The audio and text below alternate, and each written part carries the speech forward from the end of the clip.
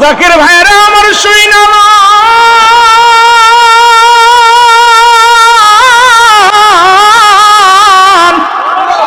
কেবলা জান হুজুর বললেন, যান বাবা ওনাকে নিয়ে যান। এমন মরা রোগী কেন আনছেন বাবা? হাতেম ভাই কিচ্ছু কোনো কথা শোনেন। হুজুর বলে, হুজুর আপনার কদমের মধ্যে আনছি। হুজুর কিছু সময় নীরব থাকলেন। মুসলমান মোরাক্কাবার ধ্যানে বসলেন। হুজুর 2-1 সেকেন্ড পরে কেবলা জান হুজুর বললেন, বাবা যান ওই পাকশালায় যাইয়া একটু ডাউল খায়া বাড়ি নিয়ে যান। জোরে বলেন আল্লাহ। কেবলা জান হুজুর বললেন, বাবা একটু ডাউল খায়া নিয়ে যান। হাতেম ভাই বললেন, যান এবার চলেন।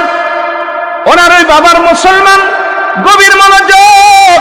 শিপালিয়া পার যিনি স্বামী, উনি বলেন, কি হুজুর উনি তো মুখে খাবার খাইতে পারে না।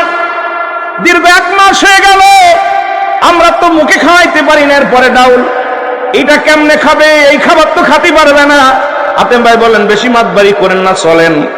এবার আনলেন, আসি ওখান থেকে ডাউল। সেই ডাউলটা ছিল বাসি ডাল। ওদিন ডাল দিবে তেমন ডাল, ওদিন বাসি ডাল, রাতের ডাল সকালে গরম করছে, একটু হয়ে গেছে, টক টক ভাব হয়ে গেছে। 1 ওরং ডাল খান সাহেবের কাছে আসে পরে খান সাহেবকে বলছে, খান সাহেব 1 ওরং ডাউল দেন। 1টা ওরং খান কি বলে ডালটা দিলেন। এই ডাউলটা নিয়ে মুসলমান শুনে নেন, শান যেটা বলা হয়, আমরা যেটা বলি শানুক বলি বা আপনার বাসন বলি, এটা ভরে উনি বললেন, ডাউল দিলেন। এই ডাউলটা নিয়ে যখন উনি ওনার স্বামী নিয়ে স্বামীর হাতে দিলেন, নেন এটা আপনার বিবিরে খাওয়ান। সামনে যখন নিচে একটা ঘ্রাণ, দুর্গন্ধ ঘ্রাণ, মনে টক টক ঘ্রাণ।